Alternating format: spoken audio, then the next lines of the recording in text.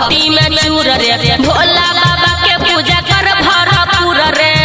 बाबा पर ध्यान दही रे पूरा सावन रह भक्ति में चूर रे भोला बाबा के पूजा कर भरपूर रे यने ओने नहीं दो ही ध्यान यने ओने नहीं दो ही ध्यान खोला ले गे छौरी गाजा के दुकान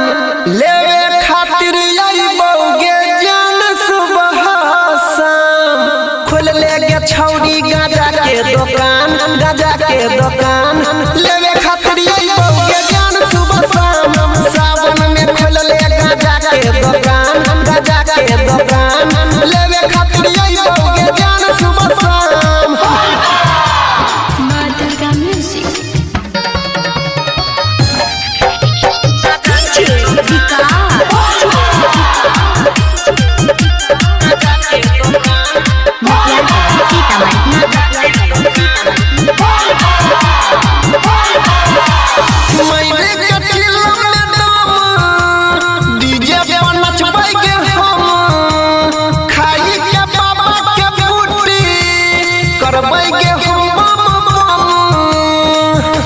ये जाना सुना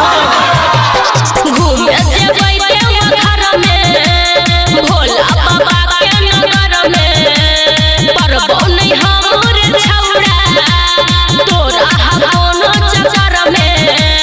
हमरा नहीं करल कर परेशान हमरा नहीं करल कर परेशान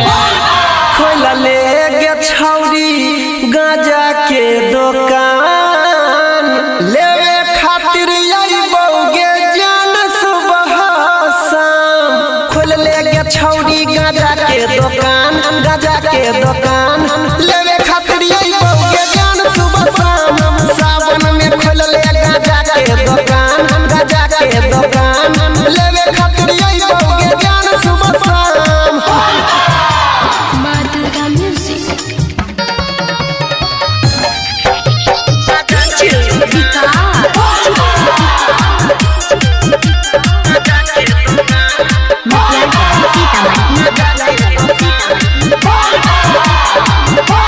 बतिया हमर कोई मान गे हेतौ नहीं तोरा नुकसान गे सब कावड़िया ये तो गोरी सुन तोरे दुकान गे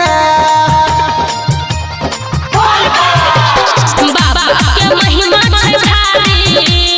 जानै छै दुनिया सारी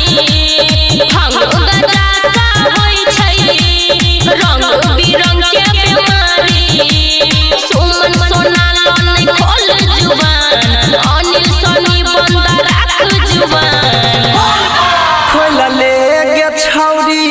गाजा के दुकान लेवे खातिर आई बौगे जान सुबह